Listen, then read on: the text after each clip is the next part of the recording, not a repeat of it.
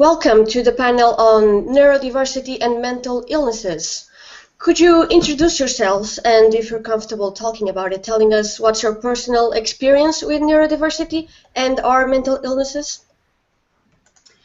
I'm Corinne Davis. I'm the author of Otherbound, a young adult fantasy novel that came out in 2014, and On the Edge of Gone, a young adult sci-fi novel that came out this March. And this one is relevant to the chat because it has an autistic protagonist. So I'm a young adult author published with Abrams Books, and my personal experience includes mental illness since I was pretty young, mainly depression and anxiety. And I was diagnosed with autism when I was 14 and with ADD when I was 23. I am also a co-founder and editor of Disability and Kitlet, where we discuss a lot of books falling into this category and talk about the tropes, the stereotypes, and review the books that cover these characters. Okay. I'm Catherine Locke. I am the author of Second Position, Finding Center, and the upcoming Girl with the Red Balloon. Mine are digital only, so you can get a picture on a phone. This is the one that's on Voices. Allie's experience is closely mirrored on mine. I was diagnosed pretty late because I was really good at hiding symptoms. So I was diagnosed with depression in college, anxiety out of college, and an eating disorder in college. I'm in recovery for the eating disorder, but depression and anxiety will probably be a lifelong thing for me. And I talk a lot about this online, and I write a lot about this because I can and I know others can't.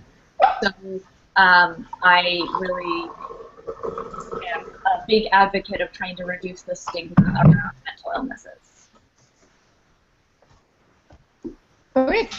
Hi, I'm Nita. I'm represented by Emily Keys of Fuse Literary. I was diagnosed with situational depression my sophomore year of college, and this past February was diagnosed with generalized anxiety, which I'm on meds for. I kind of, like Katie, hid my symptoms a lot growing up. I knew I had anxiety in high school, but never really talked about it. So actually being diagnosed and getting on medication was really helpful. I semi-address this in my books. I haven't written a book yet with a character who has generalized anxiety like I do, mostly because I just now realized I have generalized anxiety. So I'm sure that will come later down the road. I do talk a lot about my mental illness on Twitter and about starting medication and about my experiences on medication because, like Katie said, a lot of people can't or don't talk about it. So I also want to reduce the stigma, especially around mental illness medication. What do you think are some overdone tropes or misconceptions you wish would disappear from fiction? I'm just going to copy my response from yesterday's disability chat, which is I have been running Disability and Kitlet for 3 years and I'm not done talking about this. So there's absolutely no way I can answer this briefly. I'm going to focus mainly on autism here. That is the big problem, that it's almost always written from an outside perspective, and it's almost always done in a very superficial and stereotyped way that also manages to reinforce a lot of issues, like the belief that autistic people don't have empathy, don't care about other people, and lots of other stuff. That for me is a very big one, and others that, like, when you see depression or anxiety, it's usually in a very like it's done in a way that it's a large part of the story. You don't often see characters just living and managing their mental illness, and you also don't often see milder cases of it. Which can be a problem if you do have a milder case, because you will automatically assume, well, hey, depression is this big thing where it takes over your entire life and you want to kill yourself. And that is, for a lot of people, that is the case, and for a lot of people it isn't. So we just need a lot more variety in how it's presented, I think. Those are a couple of the big ones I can go on, but I think Katie and Anita will have a lot of interesting ones as well, so I don't want to steal their examples. Yeah, so some of that overlaps with the disability panel that Corinne and I were on yesterday. The one that drives me the craziest, using the word crazy, which I should not be using. The one that bothers me the most is the idea that mental illnesses are easily cured and that they're cured through love. Personal experience, not true.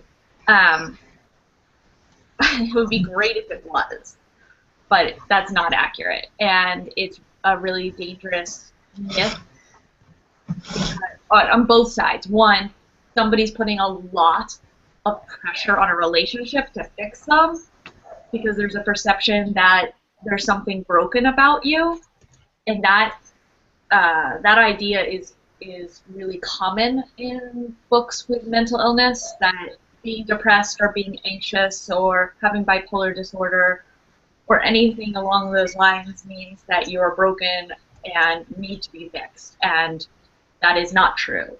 People are wired differently. You are wired differently.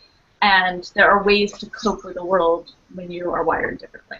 But it also puts a lot of pressure on the person who is not mentally ill and is the love interest both in real life and in fiction. You can't ask people to be your saviors, and that's a really dangerous thing as well, and it's very hard to put on somebody else.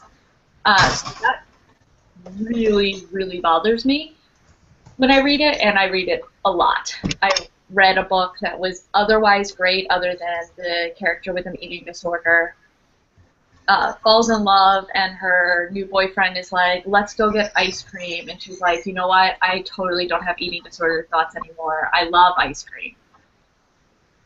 Yeah, that's not how it goes. Nina's turn. Katie and Corinne have both made really good points as well. I think a couple of things I would like to stop seeing anxiety mainly conflated as social anxiety. There are different, my partner has social anxiety and I don't, but like the idea that anxiety automatically means you're awkward around people, or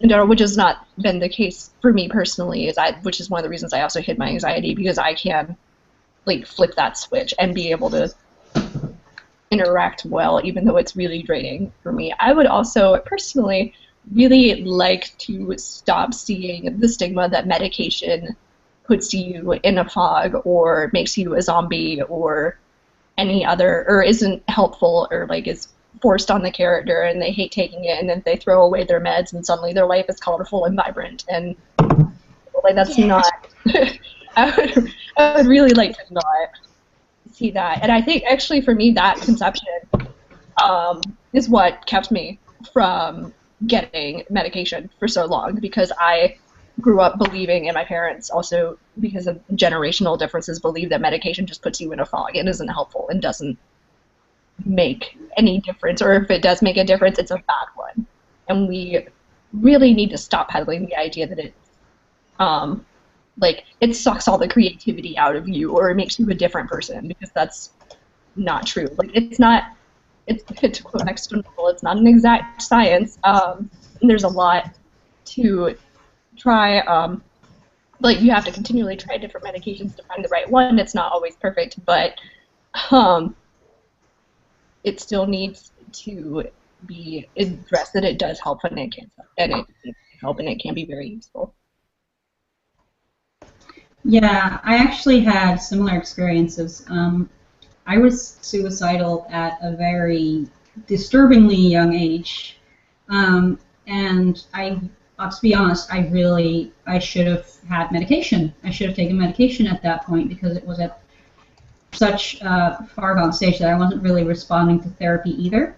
And I didn't want it, because at the time I was 14, I think, 13, 14, 15, around that age, and I didn't want medication because I thought it would make me a different person. I thought that I would be constantly second-guessing myself and wondering whether my decisions were me or is this the medication? And it doesn't really work that way. And for some people, there is a fog, and it does change them. But for so many people, it isn't. So the assumption that that's the case is so damaging. And teenagers and everybody in teenagers in this particular case do internalize that. And I have been using medication more recently, and hey, shockingly, it did not make me a different person. It just allowed me to be more me without the depression getting in the way. So that's so important. So it's not going to be good for everybody, but people shouldn't dismiss it out of hand based on these ideas. So that is definitely important. And another thing that I wanted to add regarding the it's okay. The other one to add was just that, again, when you see depression or anxiety, it's in fiction it's usually related to something, or it has an identifiable cause, and in real life, so often that is not the case. So often it just is, and someone can have a fantastic life and can't point to any specific trauma or stressors or issues in their life. They just are depressed. And if you keep perpetuating the idea that it always has a certain cause, that again leads to people thinking they can't be depressed because there's nothing to be depressed about. They just suck as a person, and that's also a very bad idea to internalize and is not conducive to getting help at all. So that's another thing. Yeah, sorry, Nita, you were saying. Yeah, you're totally fine.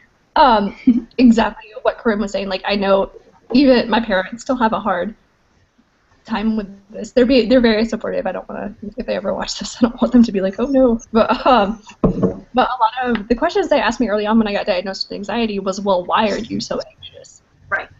Well, I don't know. And like that question actually caused me more anxiety because it's like, crap, am I supposed to not?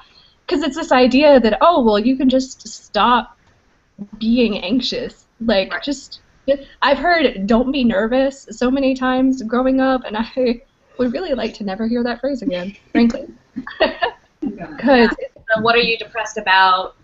Mm-hmm. And some people do have really bad clinical depression that comes out of situations, and then other people just have depression and just have anxiety disorders. And there are a variety of anxiety disorders. And both depression and anxiety manifest in very different ways. And just because someone doesn't have every single symptom that's in the DSM does not mean that they do not experience the world as a depressed person or as an anxious person. And the idea that, like, depression only counts if you can't get out of bed, that is really damaging. I have been depressed and made it to work every day. And I've also been not depressed and not made it to work because I was too anxious. I have gone to really big cons and been fine. And then I've gone to really small cons and not been fine because anxiety is not very good at following rules and predictions of what the constraints are going to be. And so when we tell someone, this is what anxiety looks like, or this is what depression looks like, it can be very undermining for people that have these issues but experience them differently. Mm-hmm. Right. How Katie's anxiety manifests is not how my anxiety manifests. It's going to be different for everybody. And also for different periods in your life. Like I mentioned, when I was a teenager, I was suicidal. And as an adult, I'm not. But my depression just manifests differently. And for a long time, I thought I wasn't depressed because I didn't feel the same way I did as a teenager. And even when I actually did struggle to get out of bed, and I would stay in bed until like 4 or 5 p.m., I was like, well, this isn't depression. I'm just being lazy because I don't feel like I want to end it, or I don't feel like crap, or I don't feel sad. I just felt really useless and worthless and empty. And so I was telling myself it couldn't be depression, and I actually had experience with depression myself. And this was even during the time that I worked on disability and Kit Lit, so I was pretty savvy about these things, and I was still telling myself, oh, but it's not that bad, and it's not depression, because that is, surprise, also one of the things that depression tells you is you don't have a reason to be depressed, and you're just making it up. So actually being honest about all these many, many different forms that other mental illnesses can take is so important, because otherwise people have this one set image in their heads, and anything that doesn't match it can't be depression, which is bad both for the people who have it, because they won't recognize it, won't acknowledge it, and won't seek help, and for other people, because then they won't acknowledge and respect it in the people with depression around them. Right. So yeah, more diverse portrayals. And I saw that thing with the labels happen a lot in eating disordered communities, because the DSM-4, which is the old DSM now, people don't know that the Diagnostic Statistic Manual. It's the criteria for mental illnesses that mental health professionals use. The previous criteria for anorexia, bulimia, and binge eating disorder were really strict, and you would see people trying to get the label, because if you didn't meet all of the criteria, you couldn't be diagnosed, and then your insurance wouldn't cover it, because American healthcare is the worst. So then you would see people getting sicker because they weren't considered anorexic until they hit a certain BMI, which is bullshit, by the way, and if they didn't lose their periods, which meant if you were a male-bodied person, you could never be diagnosed as anorexic according to the previous DSM, because you couldn't lose your period. You didn't have a period to lose. And that was like really, really horrible.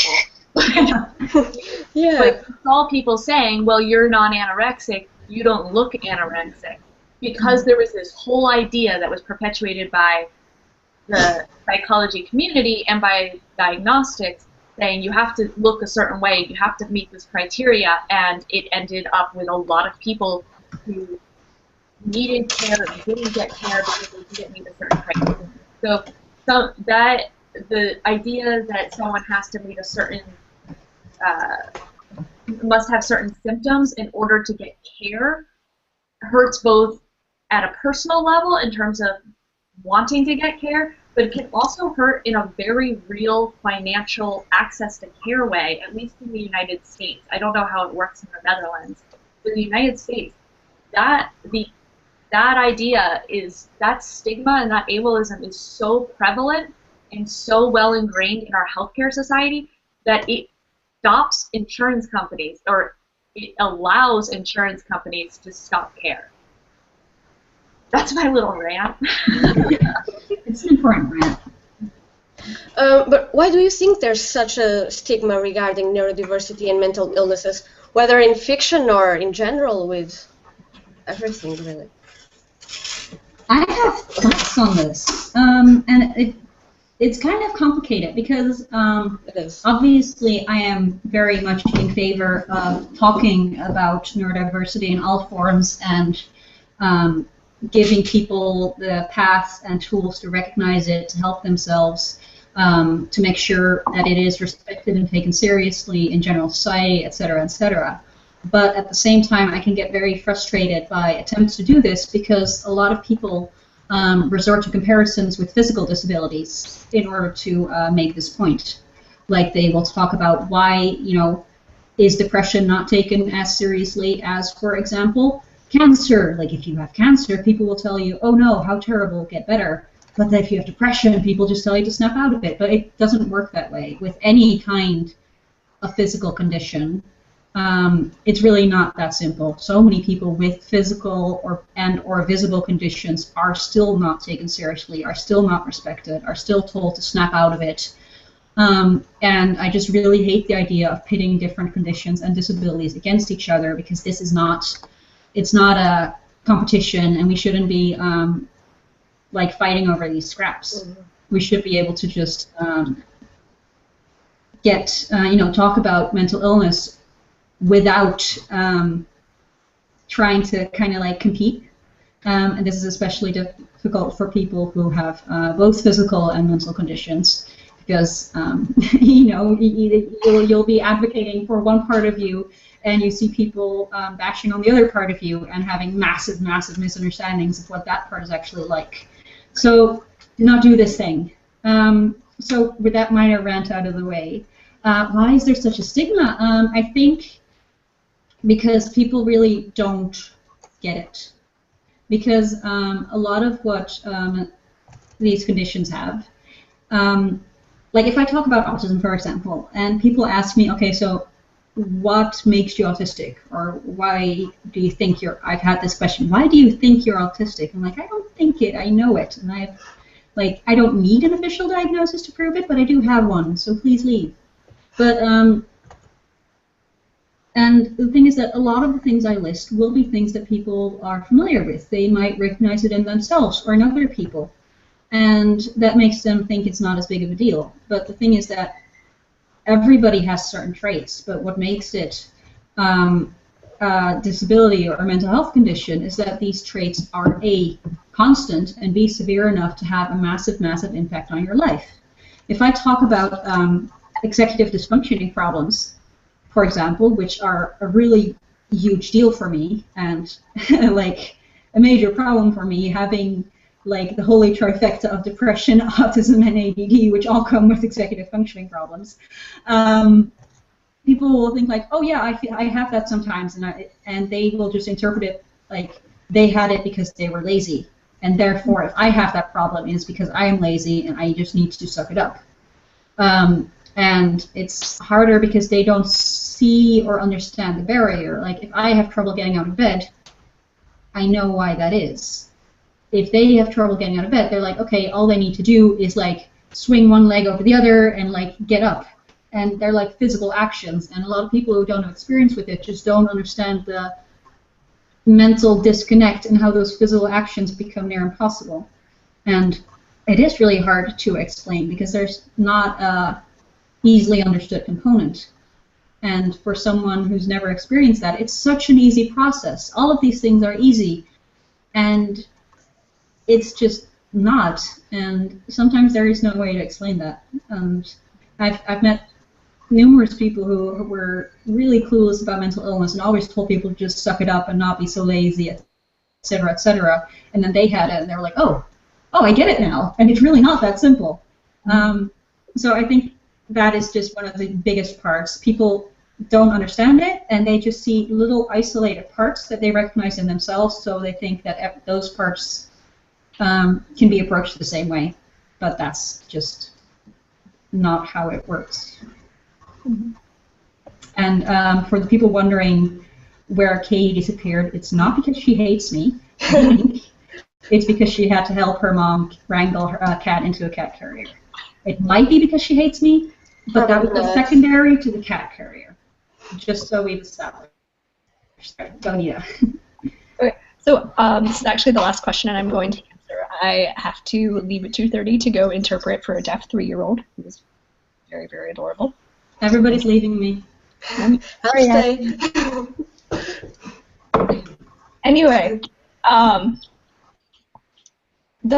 think to a lot of the stigma I end up seeing down here in the South is there's this very much this idea of, well, we don't talk about that. It's not talked about kind of down here, especially with the older generation. With my parents and stuff, it was just like there was this ideal down here that you keep your problems to yourself and you fix it yourself. And if you need help, you don't admit you need help, which is it's a very much a cultural thing down here, which in part like it's generally I feel like an American cultural thing too, but Southern culture is its own kind of subset of secrecy and whatnot. So that's at least what I've seen down here, and I think too, like Corinne mentioned and Katie mentioned, because of the portrayals we see of mental illness, we think, oh, if it doesn't look like that, then you're not mentally ill. So there's this idea of being mentally ill enough to seek treatment or be diagnosed, and if you don't cross that threshold of being ill enough, well, then you're just faking it, or you're lazy, or etc., etc. Yes. Diana, can I say that? Yes. Share it. Yeah, Diana chatted it. You just need to do more exercise, which. And take your vitamins. Yes, take your vitamins. Don't got out of your house, you would feel better. Go to sleep earlier. Stop spending so much time in front of a screen. Okay, that one's true for me, though. No, and big one, like, just don't be so depressing. Just try to think positively. And like a lot of this is sort of true in like certain doses, but it's not that simple, and it should be like as a part of therapy and stuff, because the problem with depression is that you don't have the tools you need to get out of your depression. Like, you can know all the things that you need to do, but because you're depressed, you can't do it.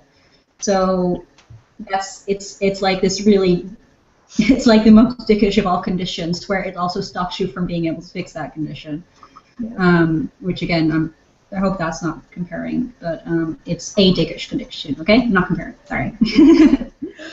No, I found like exercise actually does help me, but at the same time it's not exercise by itself is not going to cure my anxiety. And when I had depression, for me it was like, well, because my therapist was like, well, you could try exercise, and I'm like, I don't feel like getting out of bed. How am I supposed to work up the energy to go to the gym?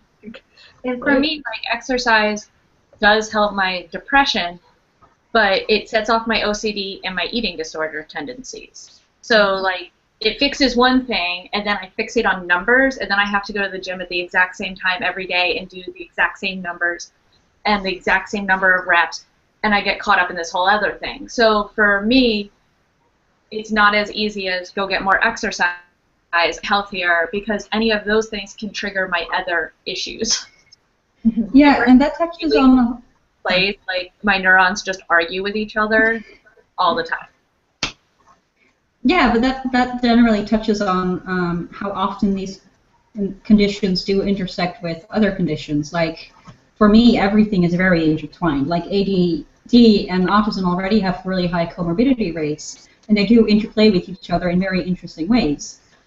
But my depression and anxiety are also completely linked to this. Like, I do think my depression is somewhat situational, but not just like but I am way, way, way more vulnerable to this because of my autism and ADD. Like, it just, and especially like with anxiety, I get stuck in this spiral way faster because of the autism and the ADD. So they all interact with each other in interesting ways, and sometimes this is helpful because, like, I'm big on rules, and right now, what's helpful for me is having a schedule and getting out of bed at a certain time, going to bed at a certain time. I have several alarms on my phone that I need in order to eat meals at normal times, because otherwise I don't do that, and then I accidentally starve myself for a few months, which is not great. But that's actually really handy, because autism, you know what's great? Having a schedule and knowing what to expect. Schedule, depression, schedule. So in that sense, it's actually semi-helpful. But sometimes it's just not. And can I go on a bit of a tangent now that's totally unrelated to the question? Wait, let Nita explain herself first. Yeah, sorry. Go, Nita. I don't want to keep you trapped. Just a moment. Nita needs to go. Yes. Wait, bye guys. Thank you for having me. Bye, Nita. Thank you. Really nice to have you. Yay.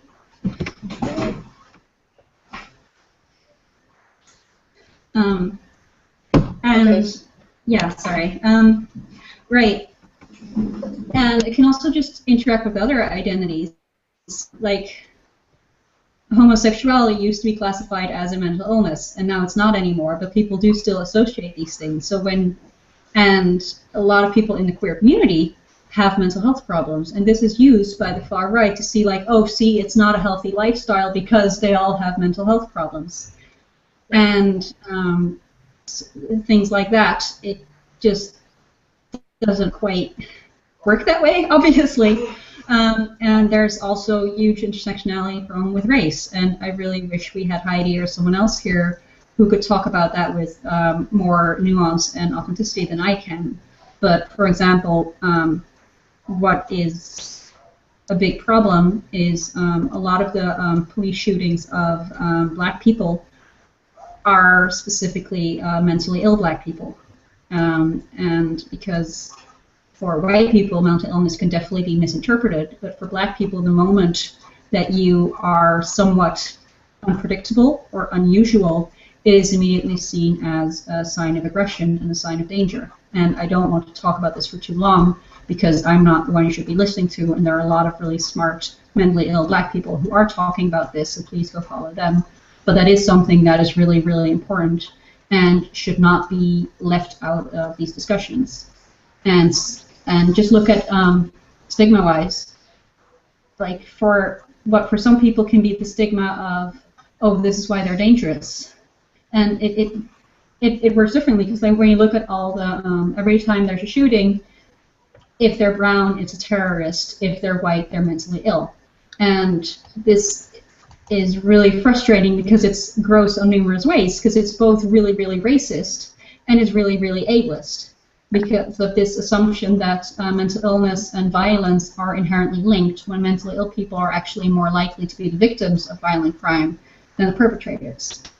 And all of this is, yeah, it's intertwined, interplays with each other in really difficult ways, and sometimes in trying to untangle and deconstruct one part of it, you're accidentally reinforcing another. When, for example, a lot of people will talk about how, let me think, like how one condition doesn't necessarily mean that they're crazy or that they see voices or whatever, but then you're throwing people who do hear voices under the bus. Or you're saying like, oh, but depression, it's not like schizophrenia or something, but people with schizophrenia are also super marginalized and don't really need to be further marginalized by other mentally ill people. And distancing yourself from the scary or icky conditions really just does so much harm. So it's so important to just be like really broad thinking and inclusive, and making sure that by talking for one condition, you're not actually reinforcing all the harm and stigma to another. I've seen that in books where someone says, oh, you're in love with that person, but isn't he depressed? He's always sad, or he's always whatever? And the person says, well, at least he's not schizophrenic. It's not like he hears. I've seen that. That's disgusting. And yeah. I have seen something similar-ish in, like, with a lot of conditions, and I've seen this in books featuring deaf protagonists, autistic protagonists, and others. They will be like, oh, people keep treating, and I'm going to use a slur here, so if you're, just as a warning, oh, it's not like I'm retarded or something. Right. And the fact that you are trying to defend your own identity as a disabled person at the cost of people who do have developmental delays or difficulties is really, really not cool. And there's so many slurs that are still totally acceptable to use, or is even seen as comedic. The number of, like, Katie, you mentioned the word crazy earlier on, and that's still very stuck in my vocabulary as well, although I'm trying to get rid of it. But that is so commonly used and so casually used. And other words, psycho and psychopath, are super common, and people don't even see them as slurs or as in any way problematic. But lunatic is another one. They're just so ingrained in our language use because we have this automatic idea of these people are dangerous, and we don't even question that. Like, so often people will say like, oh, if someone is dangerous, oh, just put them in a mental institution because that's where we put these people. Like, we just want them out of our sight. And out of sight, out of mind. Yeah, and it's just so terrifying that you're just stripping people of their humanity, and these are generally already the most vulnerable people in society. Well, it's something that Kayla said yesterday on the diversity panel, is that we live and we have grown up in, and we've been indoctrinated by an ableist society. We're not aware of it. Even if we think, like, I'm a mentally ill person who just used the word crazy in my opening thing here. Like, it's so well ingrained in us as culture and society that we really have to listen and make the active steps to break that down. And to know and recognize these terms. Right. So, like, when a friend of mine says, hey, your book was great except for you use the word, don't use the word lame, I have to listen to that and say, oh, yeah, you're right. Yeah, it did my the character's speech was authentic to the time period, but that doesn't make it right. Right, and so many people, by replicating this language use unconsciously, you're helping to further normalize it. If you don't question it in the text, you're just another, you're propping it up. You're keeping it as the default, the status quo, and you're making it acceptable. And, like, I have a friend who wrote a book, and I loved so much about the book, and then at one point I saw someone being described as, like, spastically waving their hands around. And I pointed this out to her, and I didn't even have to explain why it was a problem. She just paused and went, "Shit, I see what you mean." And she was super thoughtful about it and actually managed to get this fixed in the paperback version, which is great because publishers often don't really want changes made from hardback to paperback. But so much of this is just because you don't think about it. And there's a book that I mentioned yesterday, Hurt Go Happy, that a friend recommended to me, and I read it and I liked it a lot too. It's about a deaf girl, and that's the book that uses the R word. And there's absolutely no reason to do that. It was so completely unnecessary, and it makes it harder for me to recommend the book, because how can I recommend a book for good portrayal of disability when in fact it just portrays one condition well and completely throws developmentally disabled people under the bus? Right. And so I can recommend it, but with this, one condition. But that's the case for so many books that all use other words and other terms. And I know for like almost a fact, if I were to mention this to the author, she would be like, "Oh shit, you're right," and would also want to change it. And in fact, I wish I'd read the book earlier because a 10th anniversary edition came out last year, and I'm like, crap. If I had mentioned this, maybe they would have changed it. And like, I'm not saying that I don't know. It was just a thought that occurred to me, and like I know so many people mean well and just don't stop to think about it at all. And that's I think one of the most frustrating things is they don't even realize it, and it would be so easy to fix in almost all cases. And sometimes it is necessary. Like if you write a book about ableism, sometimes you are going to need slurs, but most of the time in that case, the slur doesn't throw someone else under the bus, but it's actually an examination of how the main character experiences ableism, and 99% of the time, it's pointed out that it's wrong. It's pointed out, you see the harm it does on the main character. So I find that a somewhat different situation. Like I'm not saying slurs can never be used, just as long as they're used thoughtfully. And there's also the problem of what if you internalize it? So many of the words we use actually are derived from disability. Katie mentioned lame as an example. There's also dumb, stupid, idiot, all of that. And I try to strip as much of that from my vocabulary as I can. But when I wrote On the Edge of Gone, that has an autistic protagonist, and it's a protagonist who's also very, very insecure and has often been told that she is unintelligent.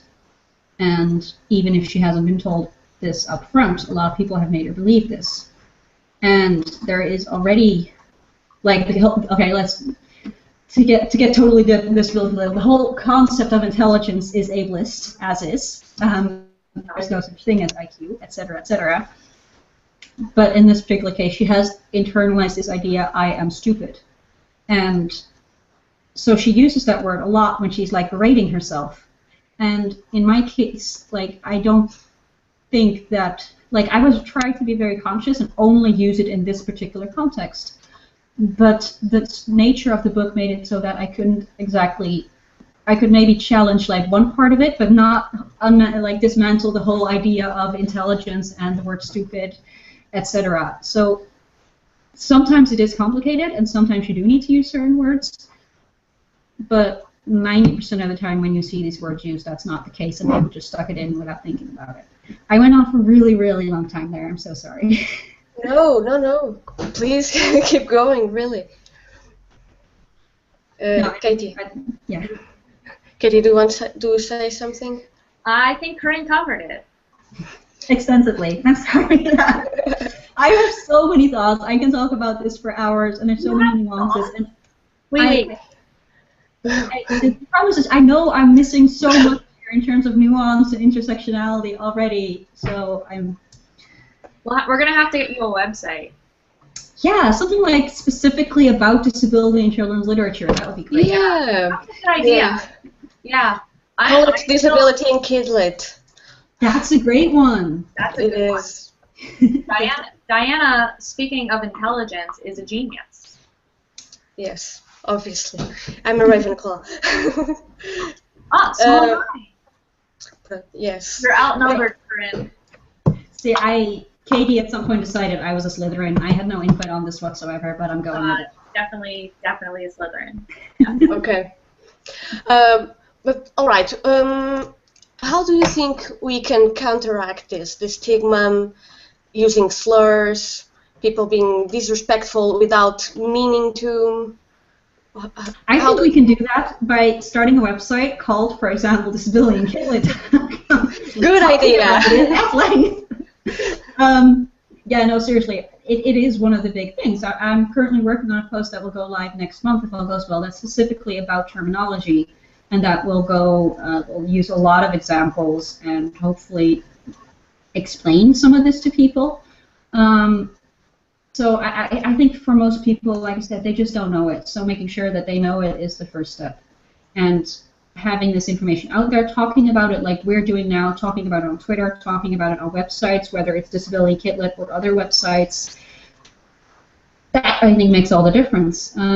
People are already becoming so much more aware of how complicated this stuff is and that they might need sensitivity readers.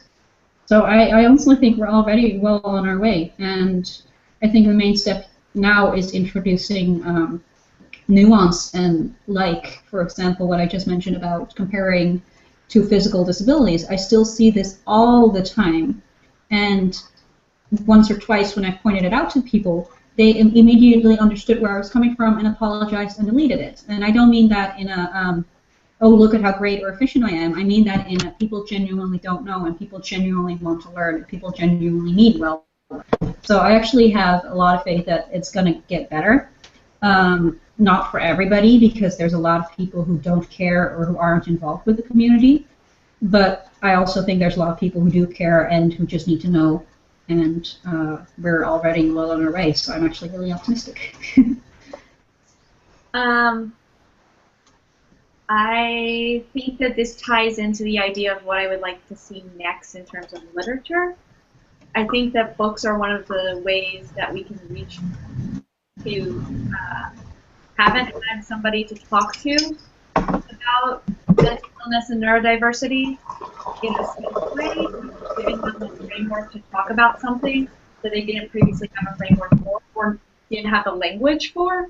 And I think it's also a really good way to teach kids without being didactic. You know what I'm to show kids who haven't had a personal experience with someone who has a neurodiverse condition or mental illnesses or anything like that, how to interact properly. There's a book called Play On by Michelle Smith, which is one of my favorite books in which the love interest has very, very severe depression, and the main character has to figure out boundaries for himself and how much he can get involved and when to call in parents and authorities and how to handle the fact that she's hospitalized. It's a really good book for learning what happens when your friend has depression and you don't. And then there are books for kids and teens who have depression.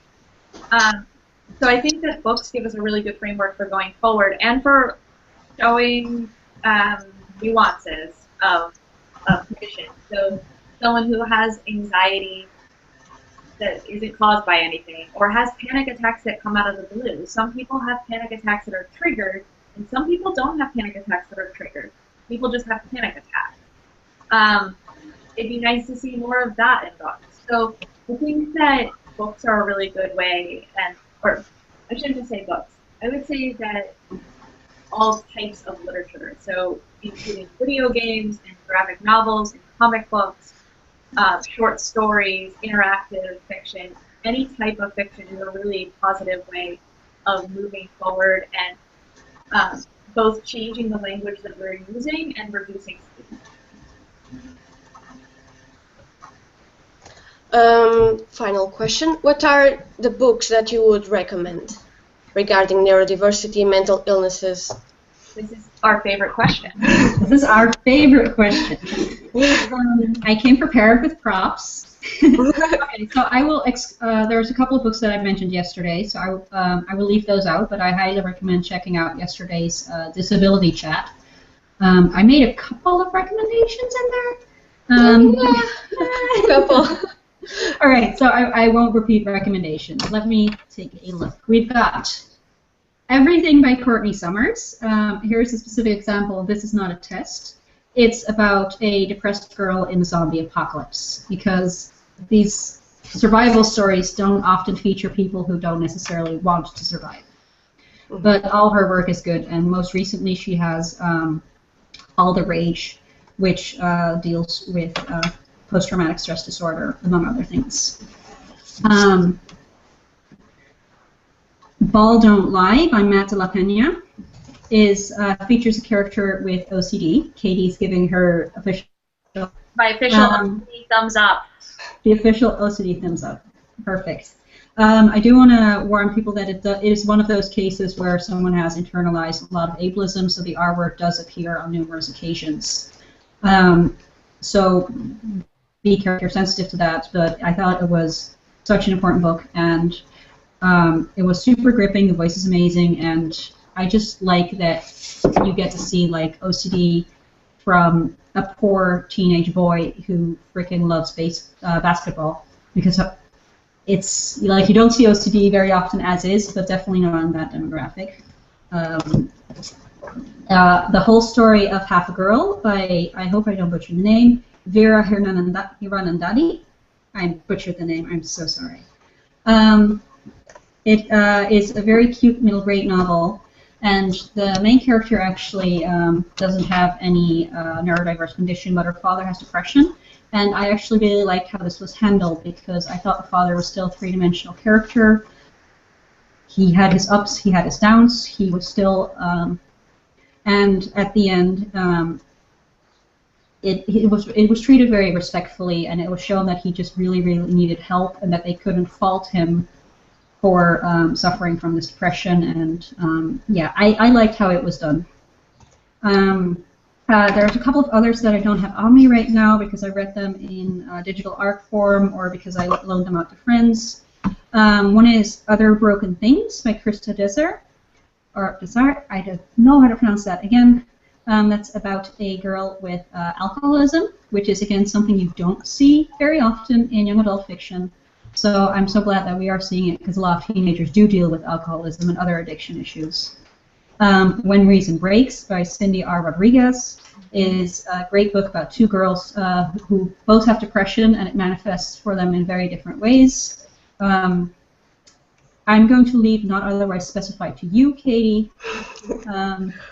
You also want Hunger? No, you can talk about Hunger. Okay, I haven't read Hunger, but we have a great review for it at Disability Galley. Hunger and Rage by Jackie Morse Kessler. It's a series about teenagers who are appointed as horsemen of the apocalypse, and they all deal with their own issues, and this is apparently dealt with in very thoughtful and interesting ways as it meshes with the paranormal aspect. I really need to read them also so I can talk about them somewhat more intelligently. Symptoms of Being Human by Jeff Garvin. I really, really like this portrayal of anxiety, and I've read several books with anxiety, and this was the one that I could relate most to, because there was one part where Riley is just walking through the hallway and having these thoughts rushing around their head, and I just felt like I was a teenager again, like walking around in high school and just trying to find a place to hide because I needed it, and yeah, it was so familiar to me, so I really love that one. Don't Touch by Rachel M. Wilson. This is an Own Voices book about a girl with OCD. I really liked how this was done too. And her OCD manifests in a very specific way, which is that she's not allowed to have skin-to-skin contact with anyone else because she thinks that will finalize the divorce of her parents. And this kind of magical thinking is also not something you very often see in novels of OCD, even though it is common. But normally when you see OCD, it's all about the hand washing or the counting, which might be common, but it's not the only thing. So I really like that this, showed such a totally different way that it can manifest. Another one that I haven't read but that comes highly, highly recommended to me, is Francesco X. Stork's The Memory of Light, which came out this year, I believe, and which also deals with depression and a girl recovering after a suicide attempt. And then I'm going to, there's a couple of books that, yesterday I mentioned a couple of books featuring autistic main characters, so I'm not going to repeat those, but there are also books coming out soonish, well, I think all in spring 2017 that I'm excited about. Two of them are Own Voices young adult novels. Katie knows one of them. And the other is a middle grade novel about an autistic boy that I was actually a sensitivity reader for, and I loved it a lot. It's called A Boy Called That by Alana K. Arnold. It's not out until April, but it is available for pre-order, so I'm just throwing it out there. It was... yeah, I'm extremely, extremely, extremely picky when it comes to my autism rep, and I really love this one. So I'm very excited that's going to be out in the world. And I'm also going to just shamelessly hold up this one again because it is an Own Voices autism book. Yes, I was going to speak about that one. Okay, great. Yeah, yeah, it's about an autistic girl in the apocalypse, and it deals a lot with like how disabled people are devalued, and particularly in apocalyptic settings where it's all about survival and who gets to survive and who should survive. So, yeah, I'm totally shameless. Really, really good. It is. Really good. Oh, see, I didn't even need to be shameless. You guys are doing it for me. Thank you. All right, sorry, I went on again, but Katie, all yours. That's okay. So the book that comes out in the spring, I think it's a February release that Corinne mentioned that I had read, is an Own Voices book called Queens of Geek by Jen Wild. Highly, highly recommend this book. Absolutely loved every minute of it. It has an autistic girl who gets a romance. Like, so amazing. And you are not all soulless automatons? Yeah. Holy shit. Apparently to the world, but an autistic girl gets a romance, and her best friend, who is bi, also gets a romance with a girl. It is Own Voices on many levels, and Jen's a really fantastic writer, and it takes place at a convention and fandom, and it's like just a wonderful, wonderful book. It's coming from Swoon Reads next year. Swoon Reads is doing a really amazing job with queer characters, by the way. We should definitely be supporting them because they've done an incredible job at getting a lot of queer characters out there. On to my other book recommendations. Not Otherwise Specified was on my list. Not Otherwise Specified is by Hannah Moskowitz.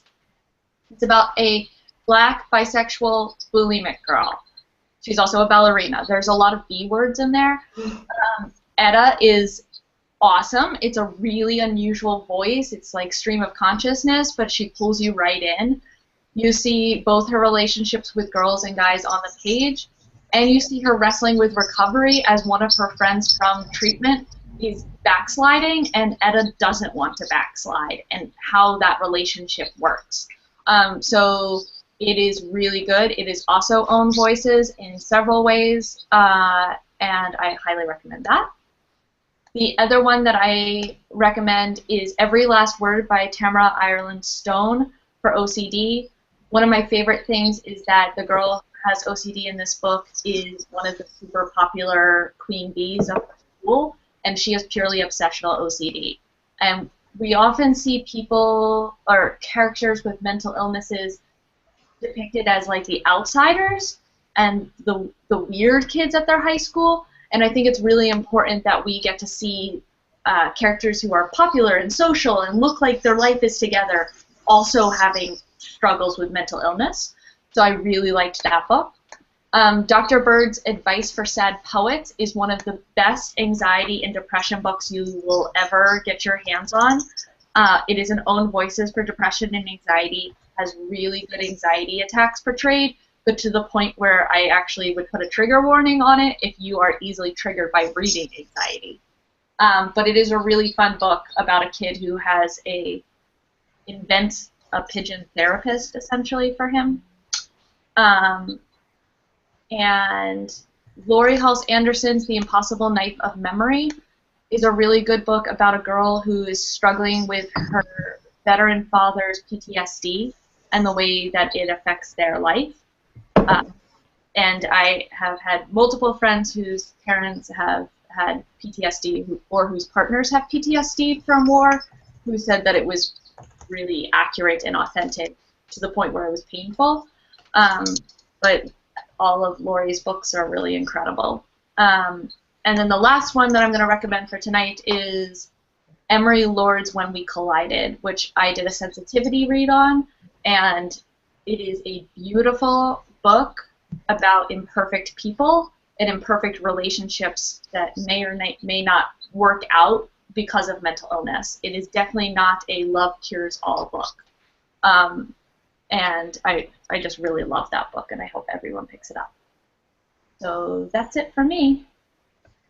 Thank you. Well, I was going to mention On the Edge of Gone, but, well, Corinne has one? One addition to what I mentioned earlier, because I mentioned the 3 autism books, and we've now named 2 of them, so I want to name the third 2 because I feel bad. I haven't read this, but it is Own Voices, so I'm just going to go in with fate. It's by Rachel Lucas, and it's called The State of Grace, and it'll be out in 2017 by Macmillan. So I'm looking forward to reading that.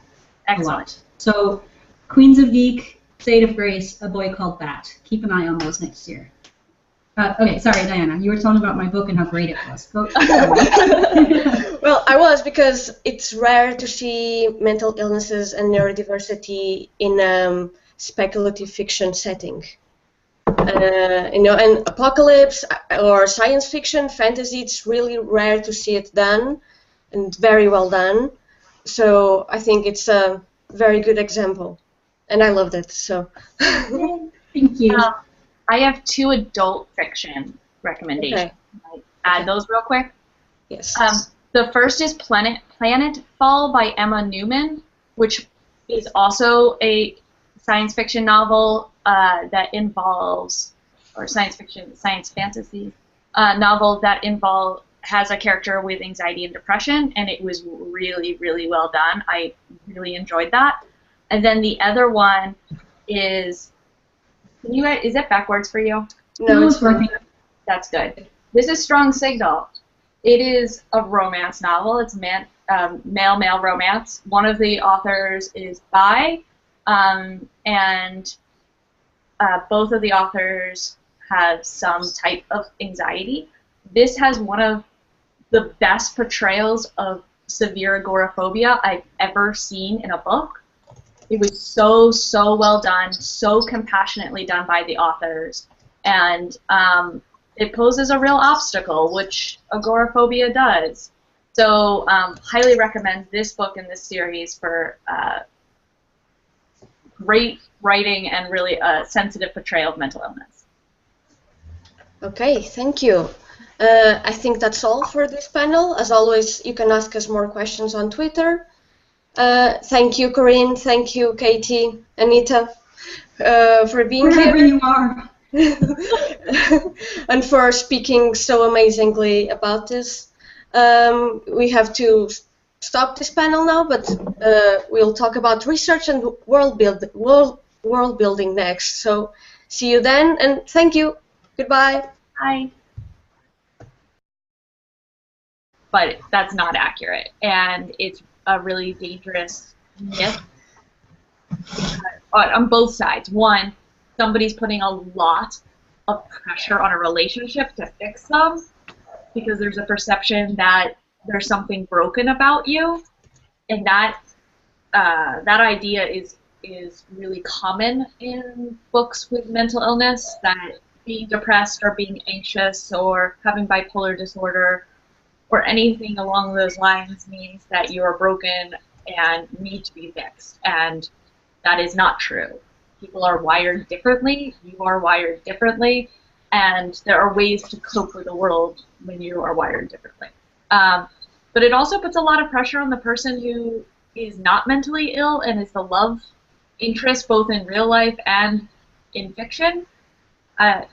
You can't ask people to be your saviors, and that's a really dangerous thing as well, and it's very hard to put on somebody else. So that really, really bothers me when I read it, and I read it a lot. I read a book that was otherwise great other than the character with an eating disorder falls in love, and her new boyfriend is like, let's go get ice cream. And she's like, you know what? I totally don't have eating disorder thoughts anymore. I love ice cream. Yeah, that's not how it goes. Nina's turn. Katie and Corinne have both made really good points as well. I think a couple of things I would like to stop seeing anxiety mainly conflated as social anxiety. Welcome to the panel on neurodiversity and mental illnesses. Could you introduce yourselves, and if you're comfortable talking about it, telling us what's your personal experience with neurodiversity and our mental illnesses? I'm Corinne Davis. I'm the author of Otherbound, a young adult fantasy novel that came out in 2014, and On the Edge of Dawn, a young adult sci-fi novel that came out this March. And this one is relevant to the chat because it has an autistic protagonist. So I'm a young adult author published with Abrams Books, and my personal experience includes mental illness since I was pretty young, mainly depression and anxiety. And I was diagnosed with autism when I was 14 and with ADD when I was 23. I am also a co-founder and editor of Disability and Kitlet, where we discuss a lot of books falling into this category and talk about the tropes, the stereotypes, and review the books that cover these characters. Okay. I'm Catherine Locke. I am the author of Second Position, Finding Center, and the upcoming Girl with the Red Balloon. Mine are digital only, so you can get a picture on a phone. This is the one that's on Voices. Allie's experience is closely mirrored on mine. I was diagnosed pretty late because I was really good at hiding symptoms. So I was diagnosed with depression in college, anxiety out of college, and an eating disorder in college. I'm in recovery for the eating disorder, but depression and anxiety will probably be a lifelong thing for me. And I talk a lot about this online, and I write a lot. That is the big problem, that it's almost always written from an outside perspective, and it's almost always done in a very superficial and stereotyped way that also manages to reinforce a lot of issues, like the belief that autistic people don't have empathy, don't care about other people, and lots of other stuff. That for me is a very big one, and others that, like, when you see depression or anxiety, it's usually in a very like it's done in a way that it's a large part of the story. You don't often see characters just living and managing their mental illness, and you also don't often see milder cases of it. Which can be a problem if you do have a milder case, because you will automatically assume, well, hey, depression is this big thing where it takes over your entire life and you want to kill yourself. And that is, for a lot of people, that is the case, and for a lot of people it isn't. So we just need a lot more variety in how it's presented, I think. Those are a couple of the big ones I can go on, but I think Katie and Anita will have a lot of interesting ones as well, so I don't want to steal their examples. Yeah, so some of that overlaps with the disability panel that Corinne and I were on yesterday. The one that drives me the craziest, using the word crazy, which I should not be using. The one that bothers me the most is the idea that mental illnesses are easily cured and that they're cured through love. Personal experience, not true. It would be great if it was. Thought about this because I can and I know others can't. So I really am a big advocate of trying to reduce the stigma around mental illnesses. Okay.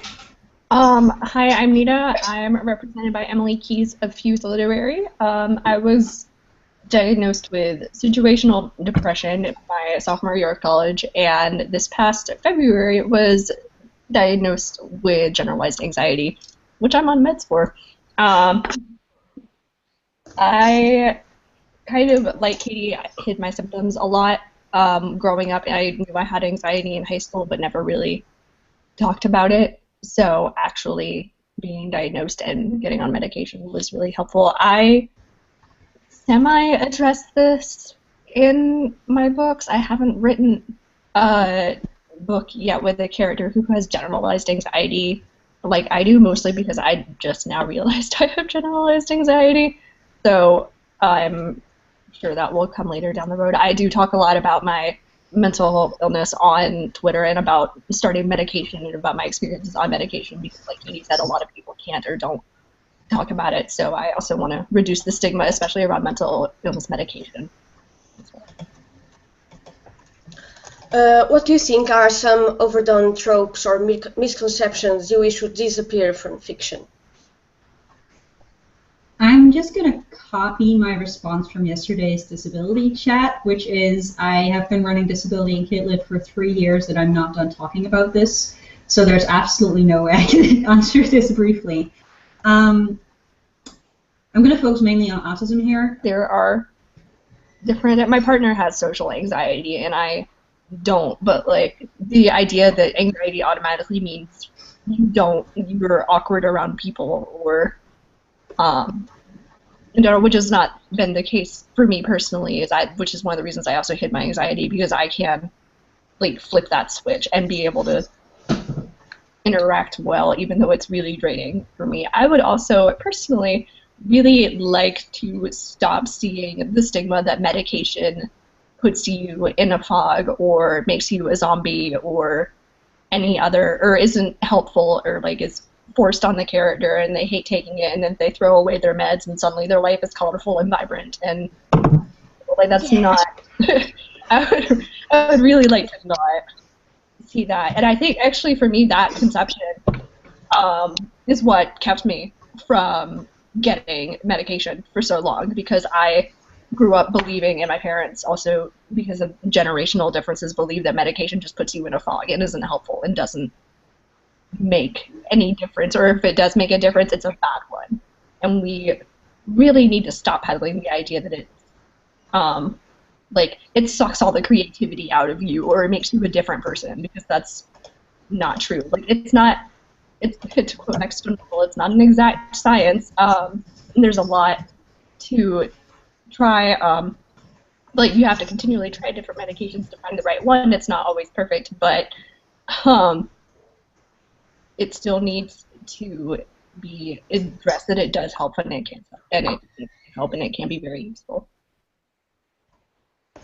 Yeah, I actually had similar experiences. I was